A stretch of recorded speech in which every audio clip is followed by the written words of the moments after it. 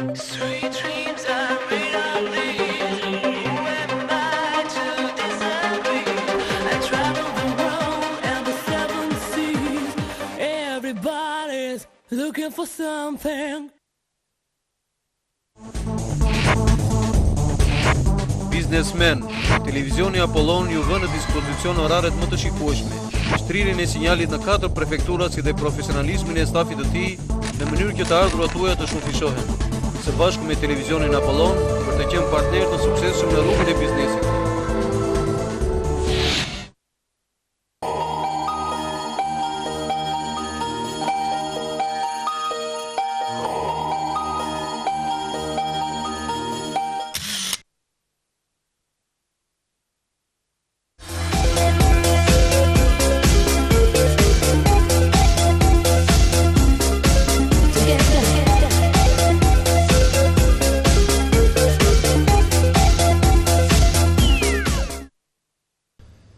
Mirëmbrëma të nderuar teleshikues dhe mirë se erdhët në emisionin ton Bisedë në studio. Sot është e mërkur dhe si zakonisht këto të mërkurat e kohëve të fundit u kemi kushtuar një cikli bisedash me përfaqësues të frontit për Bashkimin Kombëtar Shqiptar. Edhe për natën e sotme ne kemi 3 nga përfaqësuesit e këtij fronti dhe konkretisht Zotin Suleman Abazi, doktor i shoqatës advetare për identitet dhe bashkim kombëtar, Zotin Gafur Adili, magjistër, zëdhënës politik i frontit për Bashkimin Kombëtar Shqiptar dhe Zotin Suleman Abazi, Zotin Ramiz Shabani, shoqata Ardhmëria Kombëtare Shqiptare. Përsëri mirë se erdhët në studion e televizionit Apollon. Ju urojmë gjithë të mirët edhe shpresojmë që në vazhdim të bisedave të mëparshme të thellojmë disa nga drejtimet të cilat ju i keni përcaktuar mjaft qartë në bisedat e mëparshme. Por do të thosha si fillim, mbase kanë kaluar disa javë, kjo është biseda e 5 mas radhës, ndoshta do të ishte me interes t'ju rikujtonim teleshikuesve disa nga çështjet më themelore që juve keni trajtuar gjatë këtyre bisedave. Mundet, siç e thon, një rezume shkurt, njëri mund të flasë cilët dëshiroj nga ju zotërinj, tjetri mund të plotësoj që ta kemi më të qartë. Njëkohësisht po sqarojmë edhe teleshikuesit, sepse biseda e sonte me ndryshe nga të tjerat është e lidhur dhe me telefonata, pra ne presim pyetje për çështje të ndryshme, duke marrë shkas nga bisedat e mbarshme, por edhe nga çfarë juve mund të rikujtoni. Gati do të ishit i këtij mendimi, Zoti Suleman, ju mund të sqaroni disa nga drejtimet duke patur parasysh edhe plotësimin e shokëve tuaj. Ju faleminderit.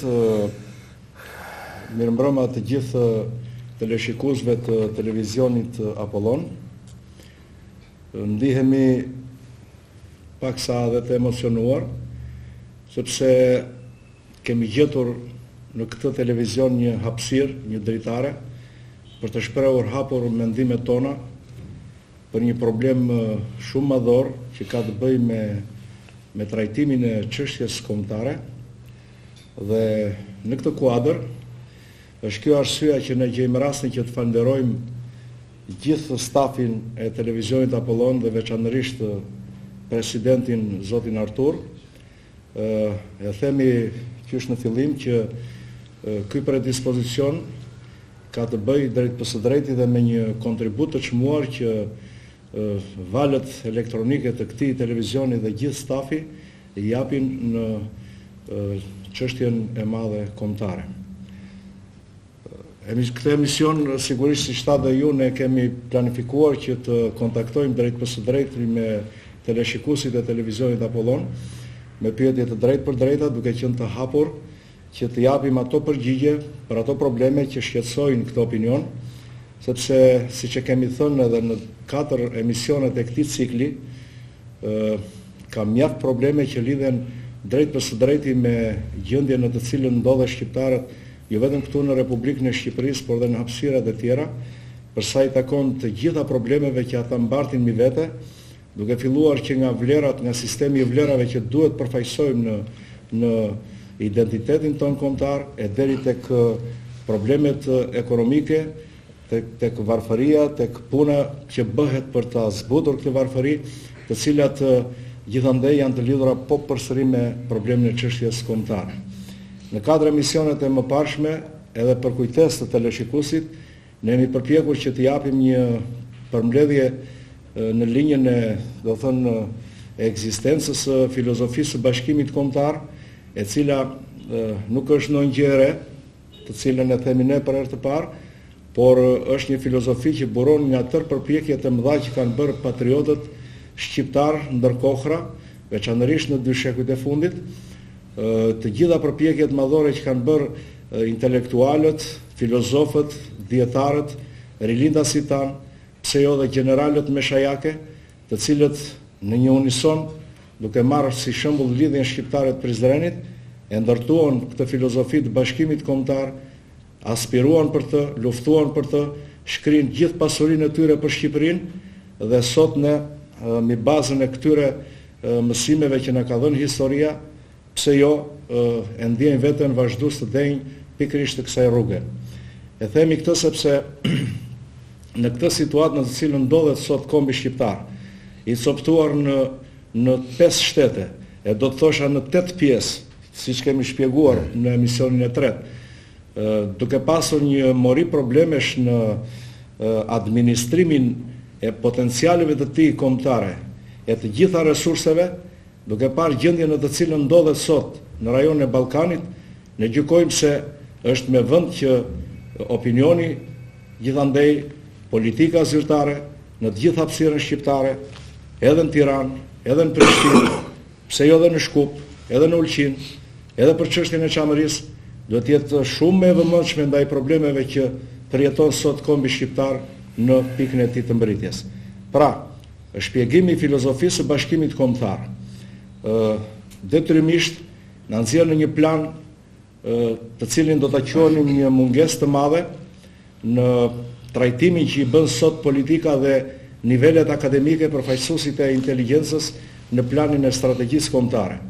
Është një strategji e cila i duhet kombit shqiptar dhe sot ajo përgjithsisht është e munguar. Pra, mos ekzistenca e një strategjie kombëtare, e cila të përcaktoj qartë të gjitha interesat që ka kombi shqiptar, për sot e për një shekull dhe më tutje, jo sot për nesër, është një mungesë të cilën ne në apelin ton i drejtojmë edhe politikës zyrtare, i drejtojmë edhe institucioneve legjitime të shtetit shqiptar dhe të hapësirave të tjera. I drejtojmë edhe 2 akademive të shkencave, asaj të Tiranës dhe të Prishtinës, që të shkunden nga vendi. Akademia e Shkencave të flak tutje atë lloj mefshtësie, përgjumje, atë lloj myku për t'i dalë zot fateve të kombit, duke rekomanduar politikës ato strategji zhvillimi të cilat janë në interes të punës së shqiptarëve, të identitetit ton kombëtar, të gjithë sistemit të vlerave që ne përfaqësojmë si kombi më i vjetër në Europë dhe që kemi të drejtën tonë të jetojmë të barabartë midis të barabartëve. Në aspektin e mungesës strategjisë kombëtare, do të thosha që ka një sër interesash kombëtare prioritare dhe të tjera, të cilat duhet të zënë vend në të gjitha strategjitë e zhvillimit, do thënë në hapësirën shqiptare. Është fat që shteti administrativ shqiptar ka një ekzistencë të gjatë dhe ka krijuar përvojën e vet deri në ditët e sotme, institucionalizuar me politikën, diplomacinë dhe gjithë institucionet e tjera. Ekzistenca e këtij shteti ka qenë një shpresë për të gjitha, do thënë, hapësirat e tjera shqiptare. Shqiptarët kanë parë, do thënë, me shumë vëmendje dhe kanë edukuar veten kudo se ekziston një shtet, ekziston trunguam dhe nesër do të na ndodhet një mbështetje për një aspirat, do thënë, e cila gjen shprehjen e vet edhe në Kushtetutën e Republikës Shqipërisë, për aspiratën shekullore për identitet dhe bashkim kombëtar. Pra, ekzistenca e këtij shteti ka qenë gjatë gjithë kohës një shans, por ne kuptojmë se koha i bie shanset, por koha edhe njëkohësisht i djeg shanset. Pra, kjo kohë që jetojmë, duke patur parasysh që në hapësirën shqiptare ka pasur shumë lëvizje madhore të karakterit mbar kombëtar, të cilat janë finalizuar dhe me luftrat që kanë bërë djemtë dhe vajzat e këtij kombi për të shkëputur, për të shpartalluar vargojt e kolonizimit, qoftë në drejtim të Kosovës ndaj Serbisë, qoftë në drejtim të Kosovës lindore në Preshev, Medvej, Bujanos, po prap ndaj Serbisë, qoftë në hapësirën e Luginës Vardarit dhe të Pollogut ndaj kolonizatorëve serb, Maqedonas, e po kështu edhe në drejtim të trevave të Çamërisë për çështjen Çame. Pra, koha e solli shansin dhe shqiptarët, do thënë me punën e tyre, me organizimin e tyre, me gjakun e derdhur të dëshmorëve të kombit, e trazuan hapësirën ballkanike dhe i dhanë mesazhin politikës ndërkombëtare se pa u zgjidhur mbar çështja kombëtare shqiptare, Ballkani zorë se do të ketë qetësi. Pra, është një mesazh për të cilin edhe ne, në aspektin e institucionalizimit dhe brenda ligjit shqiptar, duke vënë në lëvizje shoqatën atletare për identitet dhe bashkim kombëtar, duke bashkëvepruar dhe me shoqata të tjera që në programin e tyre kanë çështjen kombëtare, siç është shoqata Ardhmëria Kombëtare Shqiptare, që drejton zoti Ramiz, siç është shoqata Çamëria, siç është shoqata Kosova, shoqata Tirana dhe shumë shoqata të tjera me të cilat ne kemi vendosur lidhje dhe bashkëpunim. Pra brenda ligjit shqiptar ne kemi të drejtën tonë që të bëjmë oponencën e politikës zyrtare edhe këtu në Republikën e Shqipërisë dhe në hapësirat e tjera ku funksionojnë parlamente ose pjesë parlamentesh të përfaqësisë shqiptare. Pra, e thënë në kontekstin e përgjithshëm, duke përmbledhur të 4 emisionet e mëparshme, unë do të thosha që është me mjaft interes që opinioni i gjerë shqiptar të ngacmohet, pse jo të intrigohet, për të kuptuar më mirë sepse këto probleme rrallë për mos të në fare, do thënë atakohen në institucionet e shtetit shqiptar. Do t'i referohen parlamentit, e kam përsëritur dhe më përpara.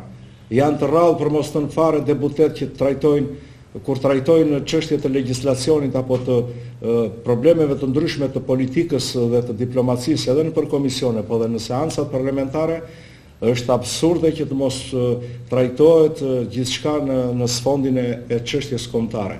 Më mirë këtë e bëjnë në fushën e kulturës, e bëjnë në fushën e botimeve, e bëjnë në fushën e aktiviteteve të tjera ku ka përfaqësi nga të gjitha hapësirat shqiptare dhe nuk ndodh kjo në Parlamentin shqiptar. Ana tjetër, mungesa e një komisioni për çështjen kombëtare, kur e sjell në nevojë veçoria që kemi ne shqiptarët për këtë coptim që na ka rezervuar shekulli i fundit.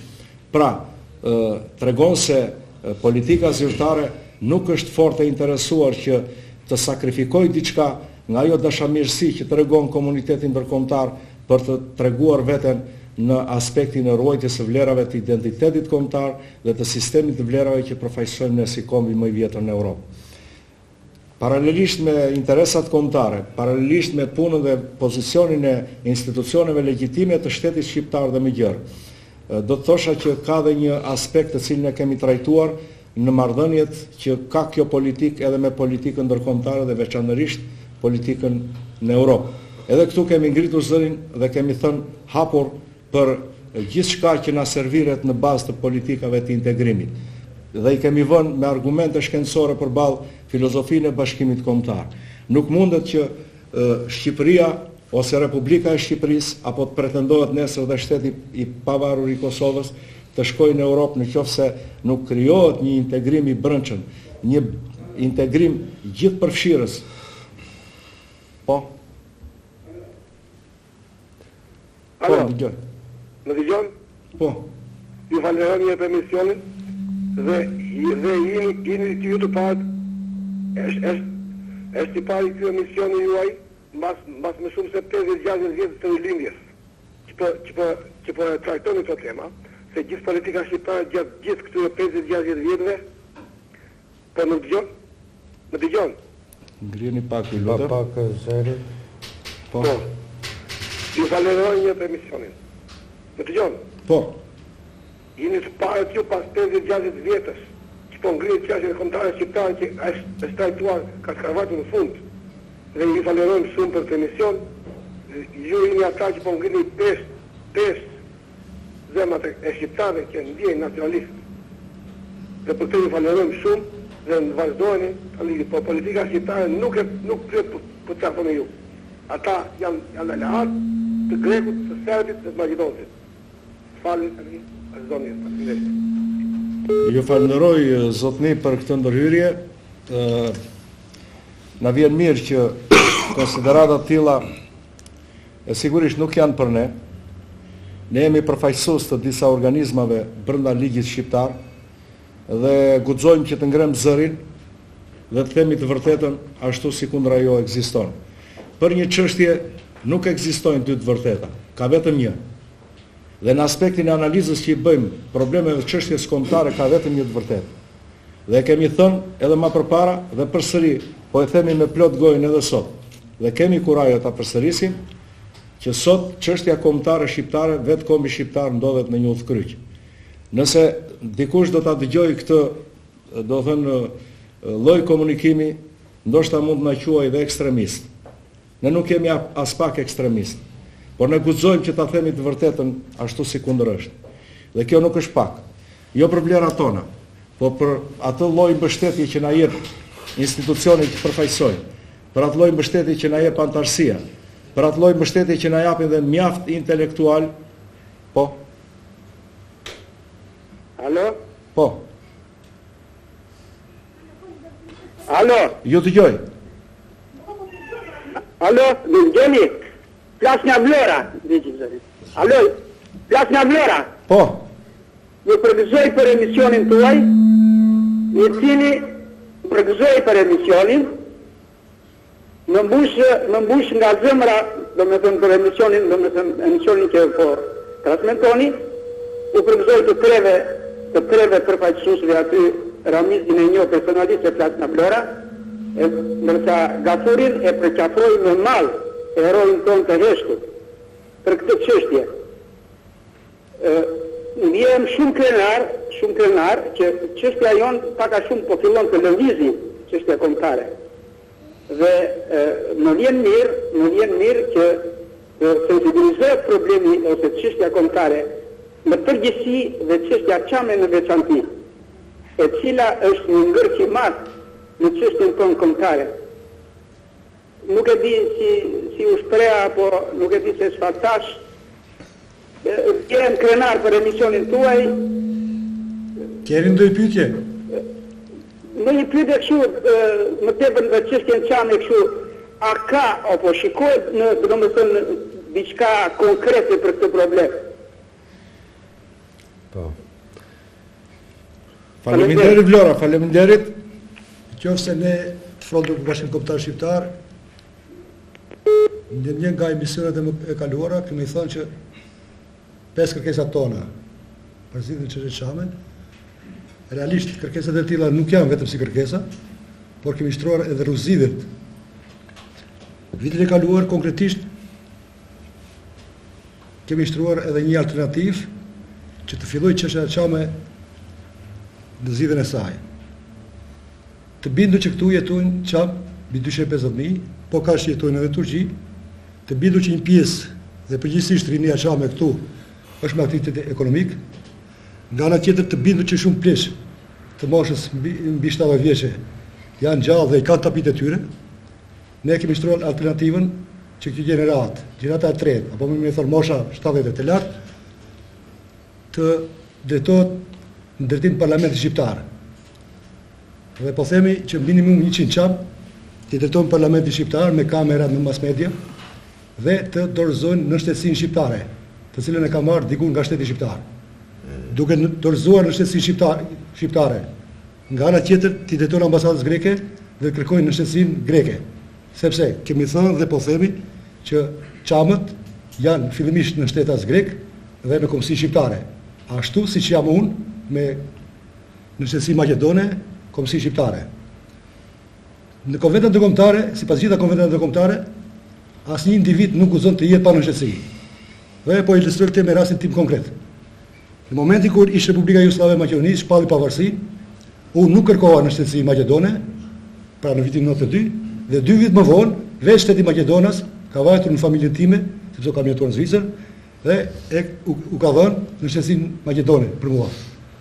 Nga se, sipas gjitha konventeve ndërkombëtare, asnjë individ nuk guxon të jetë pa në shtetësi.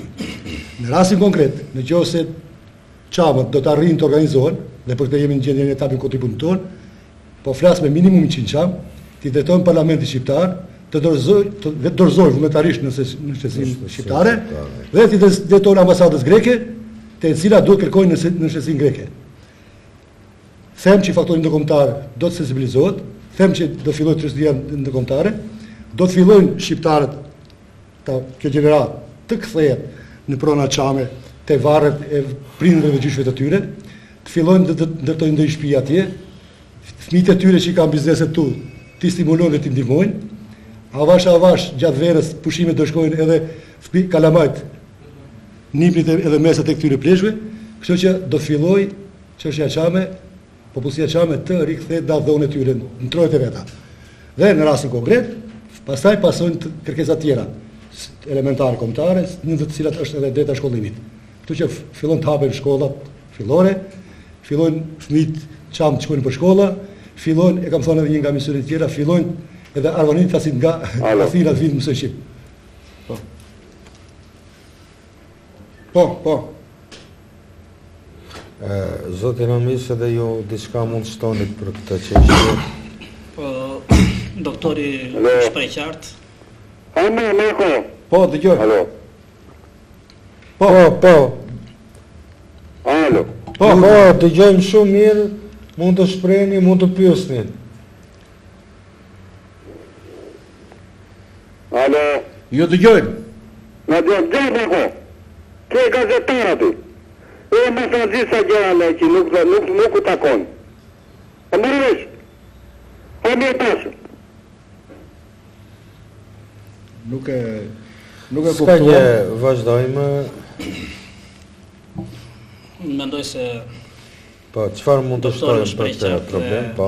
Duke në vazhdimsi të asaj që dëgjova deri tani, them se kombi shqiptar ka qenë udhkryq. Por pavarësia e Kosovës, hapja e rrugës për ciljen e çështjes çame, ecja përpara marrëveshjes së Ohrit për çështjen shqiptare në Maqedoni, duket sikur po shliron nga ngërçi këtë udhkryq. Në sakt po dilet nga ai udhkryq i cili është për një periudhë të gjatë kohë, gati 60 vjet, ku shqiptarët nuk kanë qenë kurrë të lirë, nuk kanë qenë kurrë të aftë për të bërë diçka në trojet e tyre, për të ndier veten shqiptar. Edhe pse e kanë ndier veten shqiptar, ata kanë qenë gjithë të cunguar nga kjo e drejtë. Prandaj them se sot për të plotësuar pak edhe kërkesën e teleshikuesit nga Vlora, çështja çame, siç e kemi prekur edhe në emisionet e tjera, kërkon një angazhim të mbar politikës shqiptare, në veçanti të angazhimin e trojeve shqiptare në Kosovë, shqiptare në Maqedoni, dhe të vetë shqiptarëve dhe atyre i banojnë sot çamrin. Një angazhim i tillë sigurisht që do hapte rrugën e zgjidhjes së problemit çam, do të vinte më tepër në pozitë qeverinë shqiptare, që kryesisht është faktori kryesor për zgjidhjen e këtij problemi, dhe njëkohësisht institucionet ndërkombëtare të cilat pak a shumë janë njohur me çështjen çame. A kjo pikpamje them se edhe angazhimi shoqatave tona, i format bashkimit kombëtar dhe njëkohësisht edhe një forcë të re politike që ka dalë në skenën politike shqiptare, siç është Partia për Drejtësi dhe Integrim, e cila në veçanti është angazhuar totalisht për zgjidhjen e çështjes çame, mendoj se krijojnë hapësira më të mëdha. Alo. Po. Jo, jam i dëgjuar Sanush, ja. Po. Do të bëj një pyetje për çështjen e kryeministit tonë sot Sali Berisha, që rezolutën çame e refuzoi doli nga parlamenti. Si gjykoni ju? Është drejt jo apo jo? Bëhet fjalë, Faleminderit. faleminderit dhe juve. Qofse bëhet fjalë për rezolutën që nuk ka miratuar parlamenti shqiptar para 2 vjetësh, unë do të thosha që ai që një akt i turpshëm, sepse ne kuptojmë nga analiza që i kemi bërë ati momenti, për cilën unë personalisht jam prononcuar dhe në shtypin e ditës, nga analiza që i kemi bërë, ajo rezolut nuk është se do të kishte në një vlerë të madhe juridike dhe do të trondiste nga themelet kush e di se çfarë. Çështja ishte që për nderin dhe dinjitetin e parlamentit shqiptar ajo rezolut duhesh miratuar. Por fakti që ajo u hodh poshtë, do thënë nuk u miratua, tregon se përgjegjshmëria e politikës dhe vetë parlamentit shqiptar për periudhën që diskutojmë ka qenë në nivele shumë të ulta. Sikur t'i thrisnin ndërgjegjes tyre, të ishin të paktën paksa, do thënë të tregoheshin advetar dhe patriot, edhe formalisht atë rezolut duhet ta kishin miratuar. Dhe në rastin e asaj rezolute kemi parasysh edhe protestën që është bërë përballë Parlamentit të Republikës Shqipërisë, ku edhe janë gjakosur, do thënë, njerëz protestues, çam të ndershëm patriot që kërkonin që ky vendiment të kapërzehesh. Pra, në rastin konkret, unë nuk do ta lidh me emra të veçantë, as me të kryeministrit të nderuar, as të parlamentarëve të tjerë, por e shikoj në kontekstin e përgjithshëm që ishte një akt i turpshëm dhe në shtypin e ditës e kam thënë me plot gojë një akt tradhtie që u bë çështjes çame, që një rezolut nuk kalon në Parlamentin e Republikës Shqipërisë. Për sa i takon problemit çam, meqense po diskutojmë për këtë, kisha për të shtuar edhe disa momente që do t'i quaja paksa të veçanta. Së pari, unë do t'i drejtosha gjithë popullsisë shqiptare të Çamërisë që mbulohet përgjithsisht nga valët e televizionit Apollon. Duhet kaluar, po? Përshëndetje. Përshëndetje. Më dëgjoni? Po, ju dëgjojmë. Desha të bëj një koment lidhur me programin tuaj. Së pari desha t'ju përgëzoj për emisionin, por një pyetje kam për juve si drejtues emisionit dhe të ftuarit aty. Nëse juve ky program ose ky emision do të transmetohesh në një kanal kombëtar, nuk ma merr mendja se do kishte shumë fanfa nga ana e politikës, sepse nuk janë të interesuar politika për unitetin kombëtar. Unë desha të përmend një fakt, zoti Mitajet Behiri, si kryetar i Partisë Unitetit Kombëtar. Ju e dini pale mirë çfarë ndodhi atje, si u arrestuan në Gjermani, vetëm se ngriti zërin për unitet kombëtar. Kjo do të thotë që politika shqiptare nuk do unitet kombëtar. Më kuptoni? Po. Ndaj dhe media nuk ka bërë një punë të mirë për këtë gjë, për të nxitur unitetin kombëtar, për të ngjallur nacionalizmin dhe patriotizmin e shqiptarit. Sepse, desha ta them edhe këtë tjetër, në pauzë gjatër shumë, historikisht, shqiptarët nuk kanë qenë bashkuar, pra nuk kanë pasur unitet. Ndaj dhe shikoj ka ardhmen e kësaj çështje pak të zymë, më vjen keq që ta them, por duket pak e zymë, sepse nuk ka unitet. Duhet shumë punë, ti po bën një punë të madhe që po bën këtë diskutim, por nuk shikoj në një të ardhme, sigurt. Ju faleminderit. Faleminderit dhe juve. Një sqarim të vogël, zoti Sulja. Njëherë secila medje, qoftë edhe lokale apo rajonale, siç jemi ne, është njëkohësisht edhe kombëtare. Me këtë duhet them që ashtu si dhe shtypi, kudo që të dalin, qoftë në Fier, në Vlorë, në Lushje, në Tiranë, është pjesë e shtypit kombëtar. Dhe në këtë rast edhe televizioni Apollon është pjesë e medjes kombëtare. Prandaj besoj se e kam me ju zotëri që pyetët të keni një ngrohtësi, sepse kudo që shtrohen problemet e politikës së madhe të kombit shqiptar, në një televizion apo në një tjetër, në një gazeta apo në një tjetër, përsëri shtrimi nuk është lokal, por kombëtar.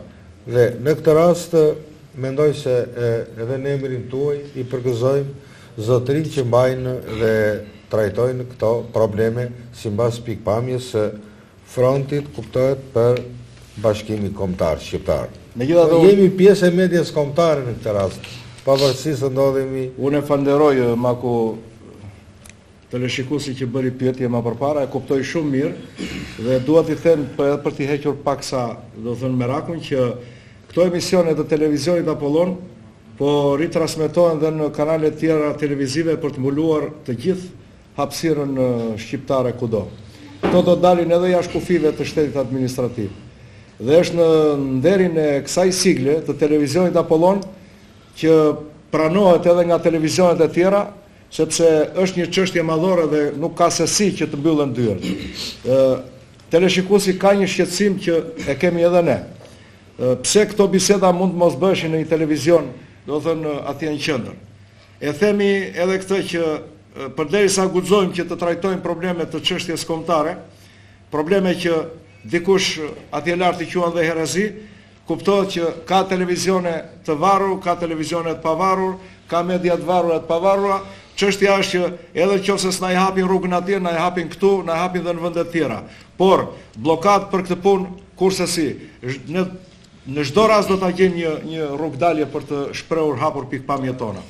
Në këtë aspekt dua të heq edhe merakun tjetër që përsa ne nuk do të flasim, ne shqiptarët, përsa ne nuk do të dimë se çfarë bëjmë dhe për kë bëjmë, është e vërtetë që edhe unë bashkohem me mendimin e atij zotërisë që mundet që kjo perspektivë të jetë zymë. Por zotëria dhe gjithë teleshikuesit të ketë bindjen e plot, sepse një komb kur nuk fle gjumë. Një komb zjen brenda vetes tij. Një komb kërkon që të nxjerrë të gjitha potencialet e veta, të aktivizojë ato, kohë mas kohe.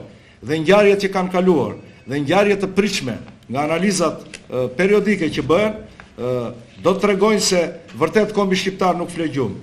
Ai i është drejtuar rrugës së vetdijes tij kombëtare dhe këtë e tregojnë më së miri gjithë veprimtaria që organizon edhe shoqatat tona, po dhe institucionet të tjera në të gjitha hapësirën shqiptare, ku po kërkohet me këmbgulje të rikthehen të gjitha të drejtat e mohuara në një shekull të tërë. Kjo ndodh sot edhe me Kosovën. Kjo ndodh sot edhe me shqiptarët në Malin e Zi në prag të referendumit. Kjo ndodh sot edhe me shqiptarët në Luginën e Vardarit dhe të Pollogut me rastin e zgjedhjeve të fundit që do të bëhen në Maqedoni, pra për të kërkuar një stat më të lartë të drejtave të tyre. Pra kjo ndodh edhe me problemin e popullsisë shqiptare të Çamërisë. Pra në tërësi, një komb duket sikur luhatet në ato rrjedhat e historisë, por fakti është që ai nuk fle gjumë kurrë. Por ne shqiptarët duhet të vetë ndërgjegjësohemi, sepse jemi ne aktorët, objekti dhe subjekti i kësaj politike dhe i kësaj jete që jetojmë. Pra, shpesh ne e bëjmë. Po. Më dëgjoni? Po, ju dëgjoj. Ju shumë po flisi për çështje kombëtare për formimin. Po pse si drejtoheni direkt literaturës e Kongresit Mbar Kombëtar që u mbajt më 23 nëntor të 2002 në Vlorë? Se trajtoni këtë çështje, se ngrini ju me të madhe. Në 2002? Kongresi i Qeshjes Kombëtare që mbajt në 23 nëntor 2002 në Vlorë. I ka prekur të gjitha çështjet, çame, kosovare, myzeqare, labëre, tëra. Shumë mirë. Se trajtoni këtë, apo pse ishte Justi Milloshi? Shumë mirë, e kuptova dhe ndërhyrjen tuaj. Hajtë mira. Faleminderit. E kuptova dhe ndërhyrjen tuaj. Kam mësi se kam qenë unë. Po. Në 25 nëntor të vitit 2002, zotëri kam qenë në Vlorë, dhe aty është organizuar gjoja një kongres për çështje kombëtare, por çështja kombëtare nuk është një parti politike, sepse parti politike merren me interesa të ngushta partijake, grupore dhe klanore. Çështja kombëtare shqiptare është mbi të gjitha partitë politike dhe në kohën që në 23 nëntor 2002 është mbajtur ky jashtëqyrë të kongres, paraprakisht më 12-13 korrik, në pallatin e kongresit 95 delegat formuan Frontin për Bashkimin Kombëtar Shqiptar. Zëvendësit politikë të cilët jam unë. Dhe kongreset të tilla që mbahen herë atje, ata janë kongreset të dështuara, sepse asnjë parti politike në kohën ku ne, siç kemi thënë, kemi mbi 50 parti politike shqiptare. Pra, Fronti për Bashkimin Kombëtar Shqiptar dhe çështja kombëtare është mbi të gjitha partitë politike. Fronti për Bashkimin Kombëtar Shqiptar, e kam sqaruar edhe herë tjera, është një bashkim forcash politike, shoqatash avjetare, intelektualësh avjetar dhe i masa të gjëra popullore pa dallim krahine, feje dhe ideje, që punon, vepron, lufton për i bashkimin e trojës shqiptare në një shtet të vetëm shqiptar me emrin Shqipëri.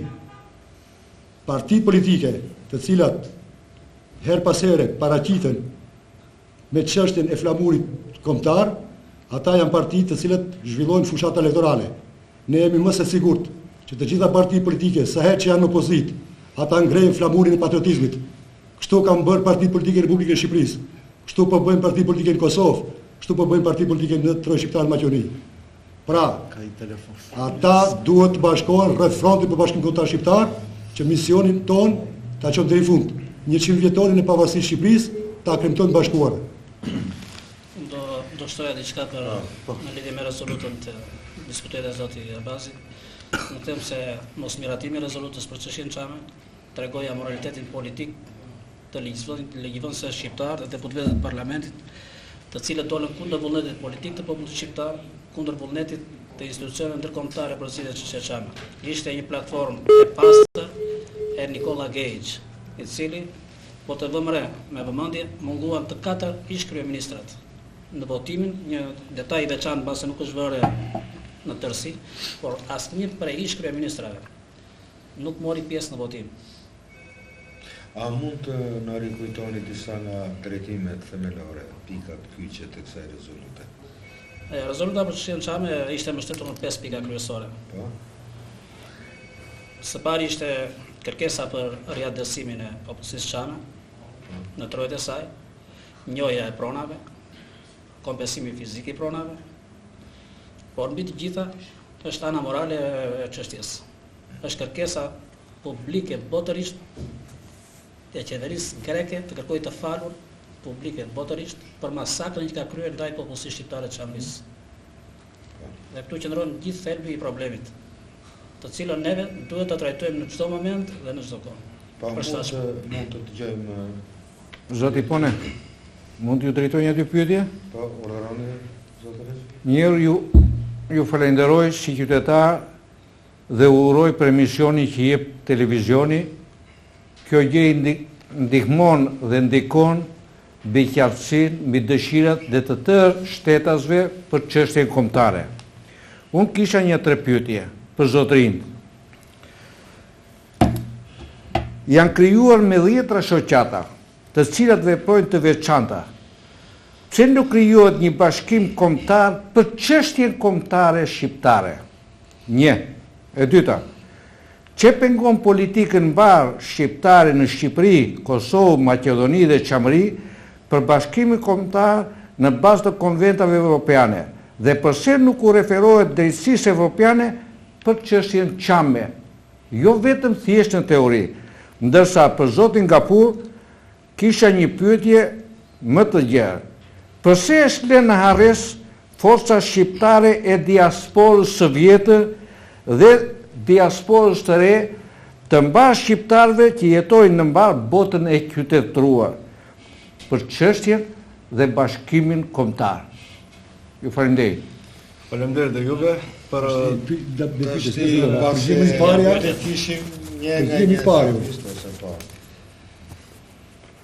As pak diaspora shqiptare nuk është lënë në harres nga ana e Frontit për Bashkimin Kombëtar Shqiptar. Realisht vetë kam jetuar në diasporë dhe përgjithsisht diaspora shqiptare në historinë e saj gjithmonë ka dhënë kontributin e saj të madh, edhe gjatë 3 betejave të fundit që u zhvilluan në hapësira shqiptare me kësaj dekade, siç ishte lufta në Kosovë, lufta në trojë shqiptare në Preshevë dhe në trojë shqiptare në Maqedoni, ishte diaspora shqiptare ai si ishte barse kryesore, thuajse, me ndihmat dhe kontributet e veta që ka dhënë në mbarvajtjen e këtyre luftave. Dhe në një nga emisionet që kam qenë këtu, kam thënë që Fronti për Bashkimin Kombëtar Shqiptar e kemi të organizuar në 7 zona.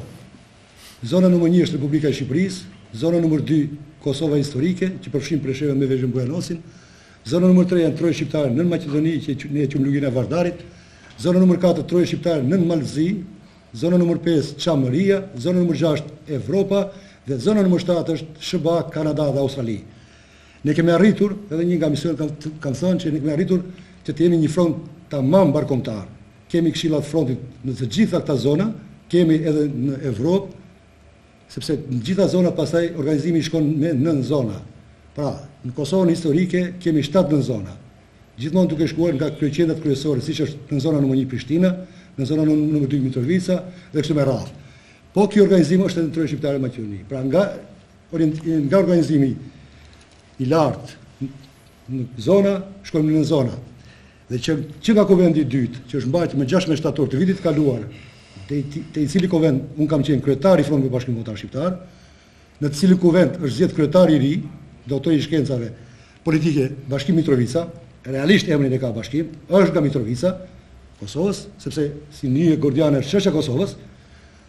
Aty unë jam zgjedhur zëdhënës politik dhe shefi i diplomacisë. me që jetojnë në Tiranë, këtu zhvillohet politika, këtu zhvillohet diplomacia, dhe një nga vendimet e kuvendit, pra në shumë vendime, në konstatimin dhe përfundimin e gjithë organizimit Frontit për Bashkimin Kombëtar Shqiptar, ka qenë dhe është që fronti nga një front mbarkombëtar, tani në të ardhmen deri kuvendit tjetër të bëhet front mbarpopullor. Pra, këshillat e Frontit për Bashkimin Kombëtar Shqiptar të shtrihen në çdo fshat dhe çdo lagje shqiptare. Pa dashur të përfutëm të pyetje tjera, sepse do përgjigjen shokët e mi, konsideroj që i gjithë ky bashkim, sepse ishte edhe një pyetje tjetër, i këtyre shoqatave dhe partive duhet të bëhet rreth Frontit për Bashkimin Kombëtar Shqiptar, sepse ne kemi thënë dhe në një nga misionet tjera kemi kërkuar që dy akademitë e shkencave fillimisht të bashkohen dhe të krijojnë Akademinë e Shkencave Kombëtare. Kemi kërkuar dhe vazhdojmë të kërkojmë që Parlamenti Shqiptar krahas shumë komisione të tjera të ketë edhe komisione për çështje kombëtare. Në qoftë se këtë nuk do ta bëj politika zyrtare, pra partitë politike që janë në Republikën e Shqipërisë, në Kosovë dhe në të tjera, kemi thënë dhe jemi të vendosur që Fronti për Bashkimin Kombëtar Shqiptar ta çojmë në një institucion mbarkombëtar. Sepse në bazë të rregulloreve që ne kemi të miratuar në kuvendin e fundit, ne kemi krijuar edhe 13 departamente, dhe të cilët është Departamenti i Propagandës, Departamenti i Diplomacisë, të cilët detoj unë, Departamenti i Ekonomisë Financa e shumë e radhë. Pra, nëse politika zyrtare do të bëjë veshjen e shurdhë dhe nuk do të vazhdojë të merret me çështjen kombëtare, unë kam thënë atë fjalën time mbrojtëse para gjykatës, nuk do të zbatojë Kushtetuta e Republikës së Shqipërisë. Të jeni më së sigurt që shumë shpejt koha ka me ardhur që të gjithë këta zotëri do të japin llogari se po shkelin Kushtetutën, aktin më të lartë juridik të Republikës së Shqipërisë, Biblën dhe Kuranin shqiptar, në preambulën e cilës thuhet me aspiratën shekullore të popullit shqiptar për identitetin bashkëkombëtar kombëtar. Dhe në rastin konkret, nëse këta zotëri të gjithë politikës zyrtare do të vazhdojnë ta bëjnë veshjen e shurdhët apo do të vazhdojnë të sabotojnë idenë e Bashkimit Kombëtar Shqiptar, siç e kanë sabotuar me arrestimet tona, ne përkohësisht kemi falur, po jemi më së sigurt që nesër do japim llogari dhe do të gjykohen për sabotim të çështjes kombëtare shqiptare. Jo nga unë, jo nga fronti, nga gjeneratat. Sepse Fronti për Bashkimin Kombëtar Shqiptar, kemi thënë, do të vazhdojë misionin e vet deri në Bashkimin Kombëtar Shqiptar. Me vendime të caktuara e kemi ndaluar që fronti të kthehet në parti politike kur të kryejë misionin e Bashkimit Kombëtar. Pra, që nesër unë manipuloj me zgjedhësit se punoj për çështje kombëtare do të marr votën dhe filloj të pasurohem. Pra, fronti nuk do të kthehet parti politike, fronti nuk do të bëhet bishti as i parti politike, fronti do të pranojë vetëm nëse shteti shqiptar do të dalë. Dhe thot fatet e Bashkimit Kombëtar Shqiptar i merr shteti shqiptar. Atë Fronti për Bashkimin Kombëtar automatikisht vetë në urdhat e shtetit shqiptar. Përderisa qeveritë e Republikës Shqipërisë dhe qeveritë tjera nuk do të dalin me qëndrime të tilla, Fronti për Bashkimin Kombëtar Shqiptar nuk do të bindet as i parti politike, as i qeverie. Sepse Fronti për Bashkimin Kombëtar Shqiptar nuk e kam krijuar unë, edhe pse kam qenë ndër themeluesit dhe njerëzit që kam dhënë kontributin tim, Fronti për Bashkimin Kombëtar Shqiptar e ka themeluar gjaku i dëshmorëve. Pra ka arsi domosdoshmëri e kohës. Na ka thirr nga nën toka e Kosovës, ku janë mbi 2700 dëshmorë. Na ka thirr neve bive, sepse unë i kam shokët dëshmorë, që gjysma çështja ka ngel gjysmë të rrugës, sepse realisht çështja shqiptare ka ngel gjysmë rrugës. Të gjithë opinioni shqiptar e dinë që kush ka betimi UÇK-s. Pra betimi i ushtrisë shqiptare të Kosovës thuhet kështu. Unë ushtari i ushtrisë shqiptare të Kosovës betohem se nuk do të lashoj pushkën nga krahu deri në shtrimin dhe bashkimin e trojës shqiptare. Në qoftë se nuk do të përmbahem këtij betimi, kërkoj të më dhënoj populli im dhe shokët e mi për tradhti kombëtare. Këtë betim e ka dhe Fronti për Bashkimin Kombëtar Shqiptar. Dhe ky betim na ka thirrë neve. Ka sot politikan që thirrën ne në luftën e Kosovës dhe pasurohen. Ka sot politikan që shokët ju arrin. Ka sot njerëz politikan edhe trojë shqiptar Maqedoni që manipulojnë me emrin e dëshmorëve dhe pasurohen. Alo. Telefon. Po. Alo. Po. Jam i tërë shikues në qytetin e Trenisës. Po, urdhoni. Urime për emisionin dhe doja të jepja një mendim që kjo gjë që bëni ju është shumë e mirë dhe të kërkohet dhe në këshillat më të larta ose në Parlamentin Shqiptar që popullsisë shame të jepet dyshtasia që gjë shqiptare erdhën nga çamëria për atë flamur, erdhën këtu 60 vjet nuk u kërkua kjo gjë. Dhe tani të kërkohet me forcë se ne si komsi kemi humbur. Erëm nga lufta nga Greqia, erëm këtu e këta politikanë tanë nuk nga përkranë njëri.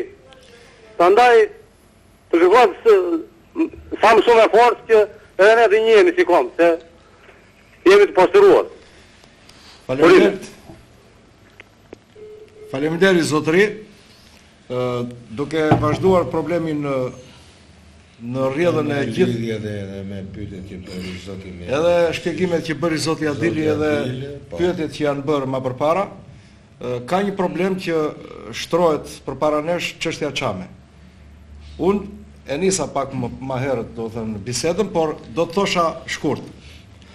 Kërkesat e drejta të popullsisë shqiptare të Çamërisë që të korrigjohet një padrejtësi historike janë të shprehura qartë. Këto i ka të qarta edhe shoqata Çamëria, edhe do të thënë Partia për Drejtësi dhe Integrim, po edhe në të tjerët që ndjekin programin e çështjes kombëtare. Këtu çështja është aksioni politik me këmbë në tokë në mënyrë që të ketë rezultat. Çështja Çame ka 15 vjet që trajtohet, ka dalë në dritë dhe trajtohet në shtetin shqiptar tani në zhvillimet e demokracisë.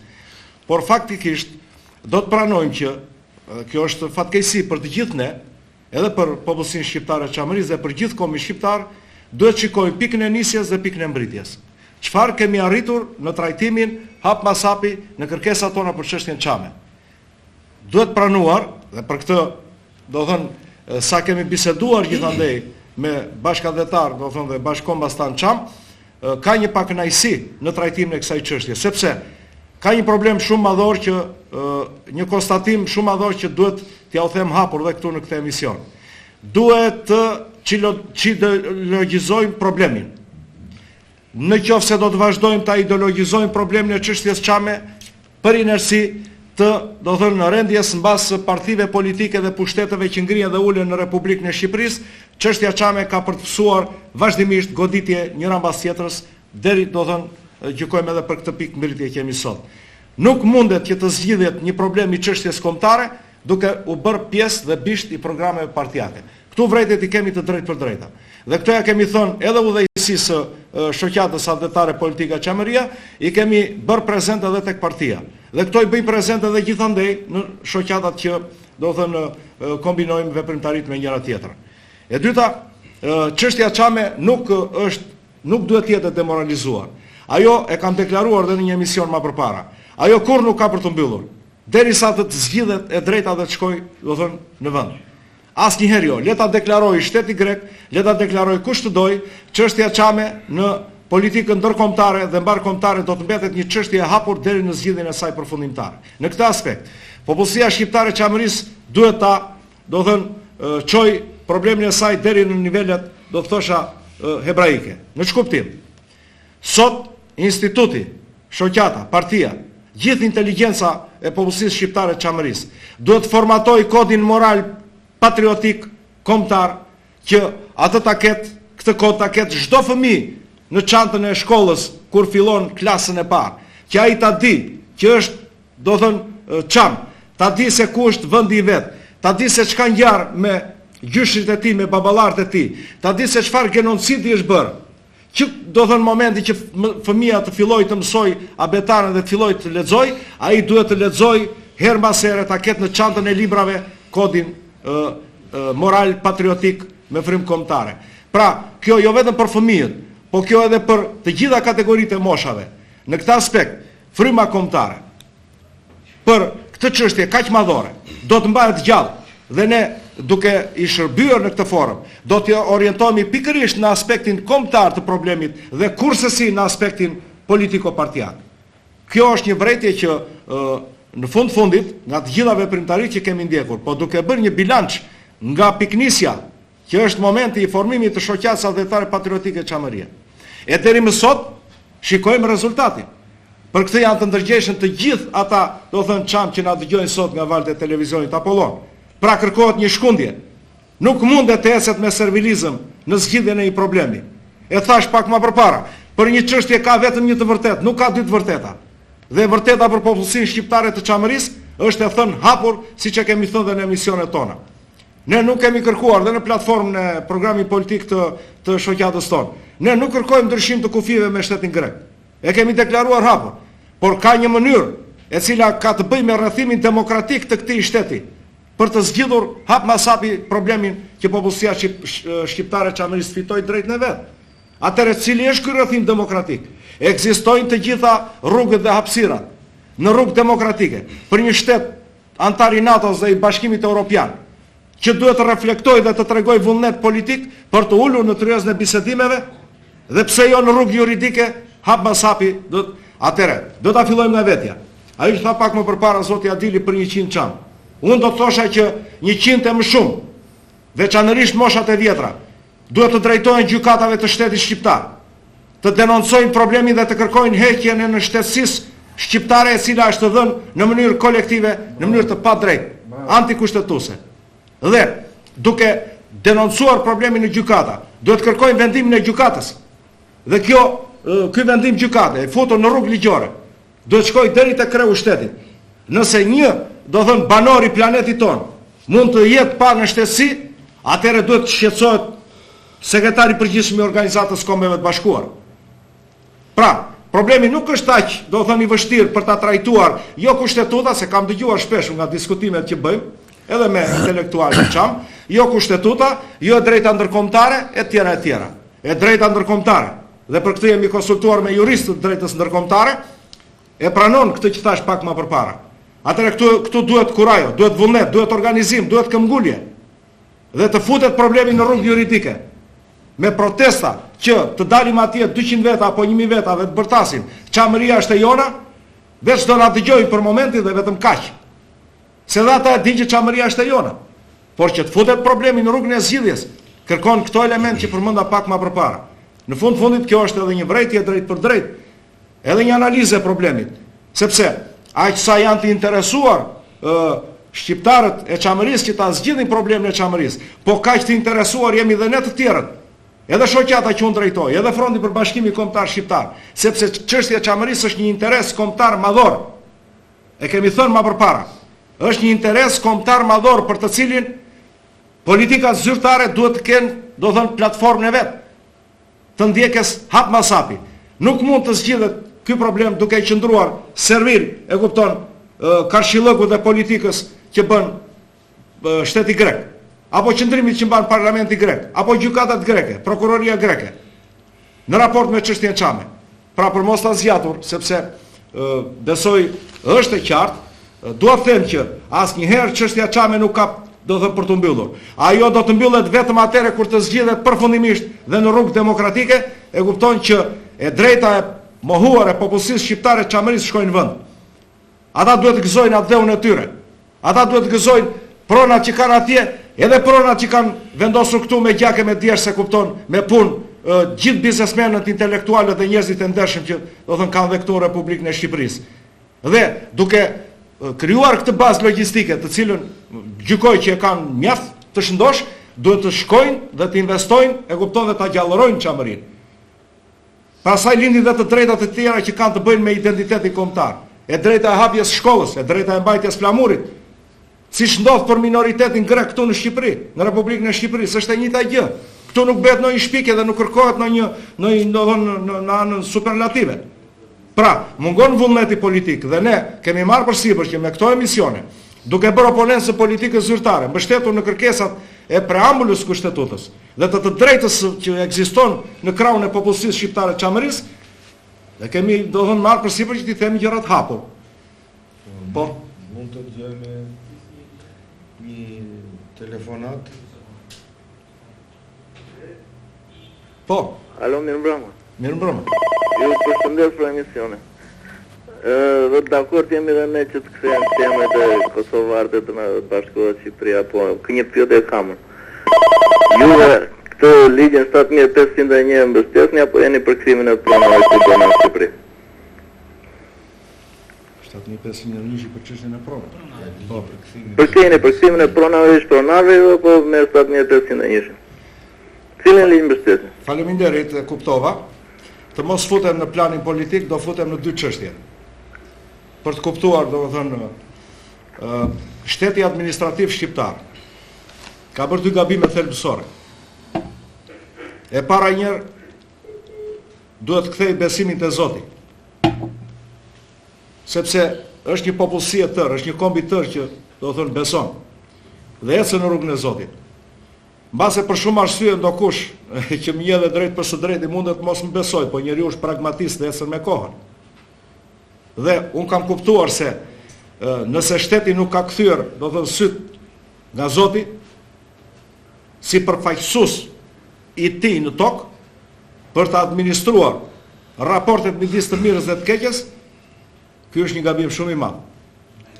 Pra, duke mos dalë një ligj për komunitetet dhe besimet fetare, që parlamenti ka kaluar me 10 me 100 ligje ku diun, dhe duke trajtuar po të njëjtin problem edhe për objektet e kultit, duke mos ja kthyer pronat, e njëjta gjë do të dilja në planin e dytë tek çështja e pronës. Mos respektimi i të drejtës pronës, i cili dhunohet nga 7501. Unë e them ashtu siç e kam mendimin tim dhe siç e trajtoj herë pas here. Pra, i cili e dhunon të drejtën e pronës, vështirë se shumë gjëra këtu do të shkojnë, do të thënë përsëmbari. Në aspektin e problemeve sociale, politike, psikologjike, do thënë dhe të një lloj konfliktualiteti i cili do thënë luhatet në ato rrjedhat midis ligjit dhe maliqit, po. Mund të bëjmë një pyetje? Po. Unë jam antar i Këshillit Përgjithshëm të Shoqërisë Politike Adërtare Çamëria. Njerë ju falenderoj që i kam ndjekur të 5, domethënë edhe sot i 5 emision. Për këtë nisëm se është një çështje, domethënë jo vetëm për problemin Çam, por për gjithë çështjen madhore kombëtare. Dolën, shumë probleme dolën, por një gjë më ka ngelur. Dhe dua që të paktën edhe unë, edhe mund të ketë edhe disa tjerë si puna ime që të kuptojnë. Me këtë ftofësi që e trajton shteti shqiptar problemin Çam, të paktën këto 16 vite demokracisë, dilemat të tjera të diktaturës, me këtë influencë që ka politika greke në politikën shqiptare, të gjitha ngjyrave, dhe në një mos zgjidhje të këtij problemi, në rrugë politike dhe paqësore, siç e kemi shtruar dhe siç po e kërkojmë këto 16 vite. Zotit Gafur duhet ja drejtoj pyetjen. Çfarë u lind? Çfarë drejte u lind çamërve që ta zgjidhin këtë problem më mbrapa? Nëse çështja nuk zgjidhet. Nëse nuk zgjidhet në rrugë paqësore dhe politike. Shiko, realisht zgjidhet. Përshtypja jonë, sepse ne në fund informacion barkombëtar dhe me çështën Çame, ashtu si me çështën Kosovës, por se për ne janë dy problemet kryesore, çështës kombëtare. Çështja shqiptare Çame zgjidhet. Por paraprakisht, edhe më herë thash, Çamët duhet të binden një herë për gjithmonë që nuk duhet të bëhen bisht të partive politike. Konsiderojmë që gabimi fatal i kësaj periudhe është kjo.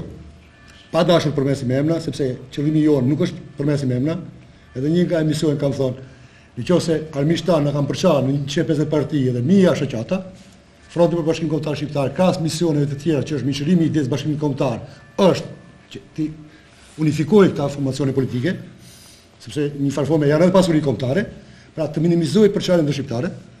Konsiderojmë që nëse Çamat, që këtu nuk janë pa 250.000, sepse për mendimin tonë gjykojmë përsëri gabim, nuk po aktivizohen Çamët që janë në Turqi. Dhe neve në habit pse ndodh ky fenomen. Nëse u bë pyetje këtu se pse diaspora shqiptare, ne Fronti për Bashkimin Kombëtar Shqiptar kemi vajtur deri në Kanada dhe Australi, sepse janë pjesë e kombit tonë. Dhe nëse ne do arrijmë të realizojmë misionin tonë, ata shqiptarë të gjithë do të kthehen këtu. Kemi deklaruar që do të jenë vlerësira edhe për Evropën, sepse ka kriza ekonomike pabulësisë, edhe për shtetet tjera, sepse ata shumica për aty shqiptarëve që po flasin me minimum 8 milion, janë jashtë, do të vinë këtu në atë tonë dhe atë jonë do përparohet dhe do zhvillohet. Pa dashur që të them që cila do të jetë rrugëzgjidhja e fundit, sepse më merr se çdo shqiptar e merr vesh, nëse ne fillojmë dhe organizohemi dhe po punojmë me intensitet të madh që të krijojmë këshilla të Frontit Bashkimit Kombëtar Shqiptar në çdo hapësirë shqiptare, në çdo lagje dhe çdo fshat, ne kemi bërë prezencë, sepse unë duke qenë shef i diplomacisë kam patur takime edhe me ndërkombëtar, Pra, u kemi bërë shumë të qartë. Zotëri, në qoftë se ju dëshironi të keni një Evropë të bashkuar, stabile, fillimisht këtë stabilitet, duhet të asiguroni në Ballkanin fuqi baroti. Në qoftë se ju do të vazhdoni që Ballkanin akoma ta mbani si fuqi baroti, dinje që kurrë në kurrë do të ketë Evropë bashkuar dhe stabile. Gjithmonë Evropa do të jetë në kriza, gjithmonë do të ketë probleme dhe gjithmonë do të ketë lufta. Dhe në rastin konkret, Ballkani është vatër lufte, është fuqi baroti, prandaj çështja kombëtare shqiptare është një nga elementet kryesorë që kërkon rrugëzidhje. Pra, ne gjithmonë kemi thënë dhe vazhdojmë me foton ndërkombëtar, ju themi, kërkojmë krijimin e shtete etnike, shteti shqiptar etnik, Bullgaria etnike, Serbia etnike. Pse Serbia nuk flet për Serbi etnike, po flet Serbi e madhe? Sepse po flasim me Serbi etnike, ngjelet vetëm Bashkallaku i Beogradit. Në raport me pyetjen që po? Alo. Po. Jam një teleshikues e doja të bëja një pyetje zotit Gafur. Po, për punë çështjes kombëtare, si mund ta kërkojnë të drejtat çamët, se deri më sot se kanë kërkuar, se ai Greku ka pasur ligjin e luftës deri më sot. Si mund të vej punë çamëve?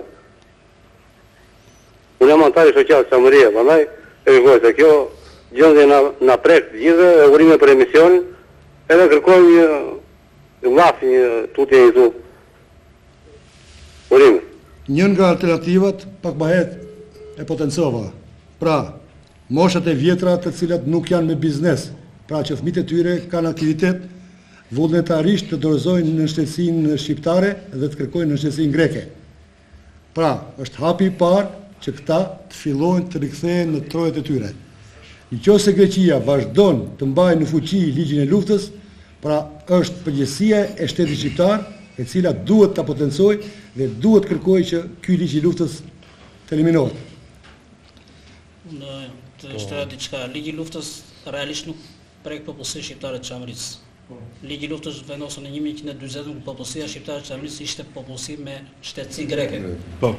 Dhe nuk ka asnjë lidhje reale me fjalë me çështjen, por grekët e mbajnë ligjin e luftës për ta pasur si pengesë për zgjidhjen e çështjes së Çamit, sepse atyre intereson ligji i luftës për të kompensuar atë që ata nuk duan ta bëjnë. Por që mendoj se është absurde dhe nuk do ketë shumë vlerë në një moment tjetër. Edhe diçka në planin konkret. Duke ju drejtuar të gjithë popullsisë shqiptare të Çamërisë, kam parasysh fushatën e fundit të zgjedhore të Trekorrikut. Për herë të parë partia Çame për drejtësi dhe integrim doli në fushat zgjedhore. Dhe të gjithë i din ato peripecit që me ndërhyrje, qoftë edhe të rrjeteve agjenturore greke, po dhe diku këtu në politikën zyrtare, partia Çame që duke u përjashtuar nga sistemi zgjedhor, nga fushata elektorale. Dhe u desh vullneti dhe ndërhyrja këmbgulja dhe u quajt një fitore, e kupton, pjesëmarrja e saj.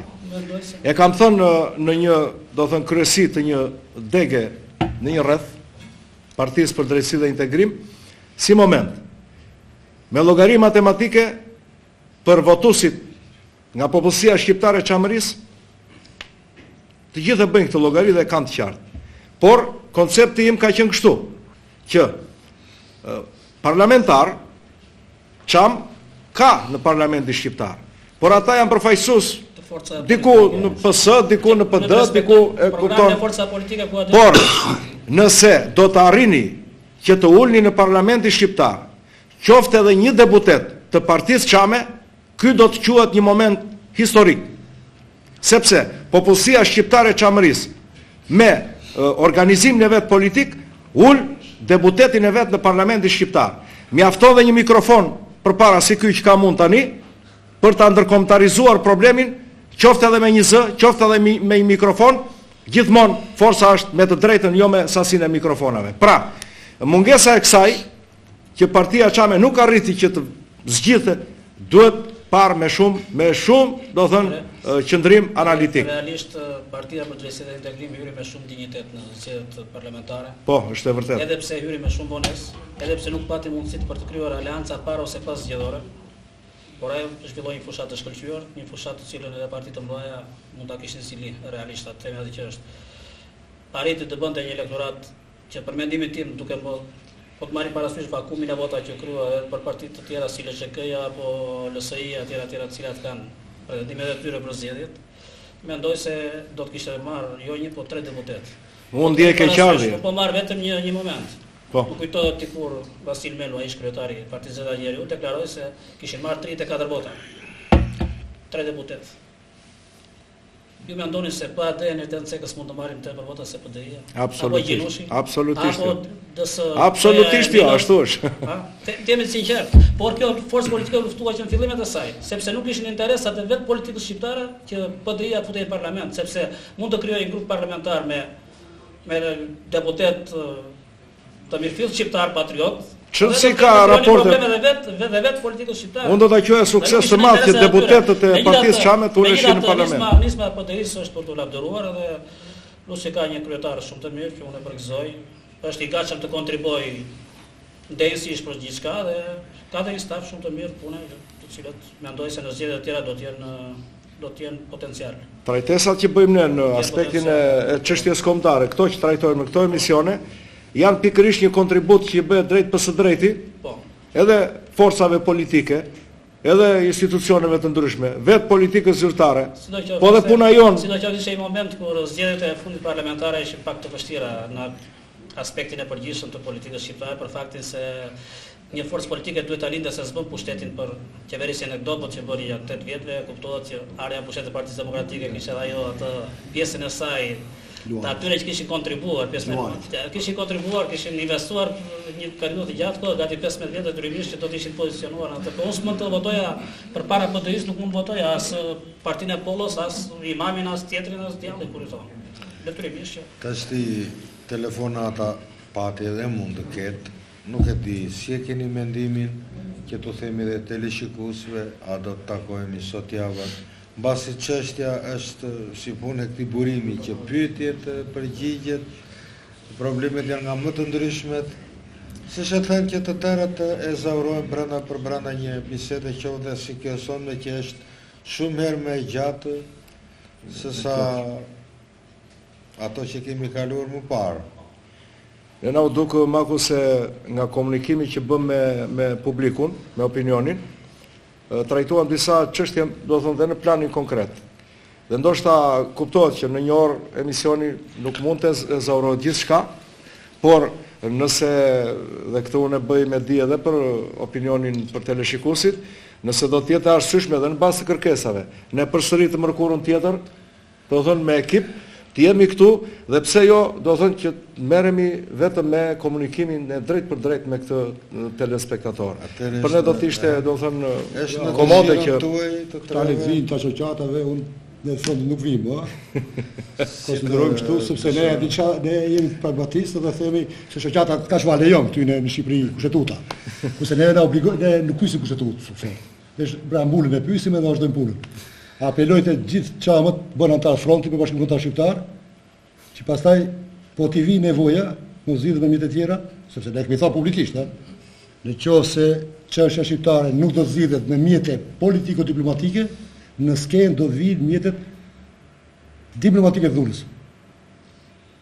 Pra, edhe herë nga emisioni tash, këtë radh fronti për Bashkimin Kombëtar Shqiptar nuk do të lejojë të riceptohen trojë shqiptare. Këtë ja mi tha faktorin e kombëtar, e them publikisht, për këtë u futa dhe në burg, dole pa fajshëm, ora pa fajsim, sepse me ne është kushtetuta dhe nuk ka ligj në Shqipëri që mund na gjykojnë.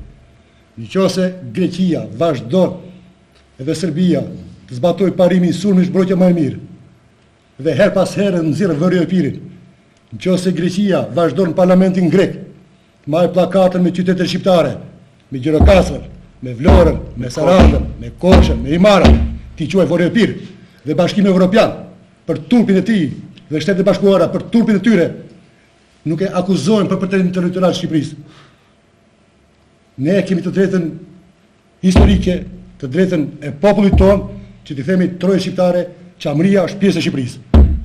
Nëse nuk do pranoj greku që shqiptarët kthehen projekt të tyre dhe t'i gëzojnë të gjitha drejtat e veta, ashtu si minoriteti grek në Shqipëri, ka reforma tjera dhe Greqia do bje bishman pse ka leje. Atëherë, Lejoni të drejtohemi teleshikuesit, të nderuar teleshikues, ishim sonde në bisedë në Që studio. unë nuk vite, ta që gjata dhe di. Ska gjë në përsëri. Po, s'kam qa vite, po. Vendi bosh nuk ngelet dikush tjetër. Kryetarët e partive shoqata thunë le të bashkon frontin. Atëre le t'i falenderojmë të tre zotërinj për bisedën, për mendimet që dhanë, për aspiratat e çështjen e tyre kombëtare, do thënë çështjen kombëtare shqiptare tonë. Dhe të shpresojmë në një takim, gjithashtu prapë me telefonata, shumë gjëra që nuk janë sqaruar, ne përsëri do të presim telefonata ditën e mërkurë që vjen, por në të njëjtën orë, në orën 21, këtu në valët e televizionit Apollon. Mirupafshim të mërkurën e ardhshme. Faleminderit.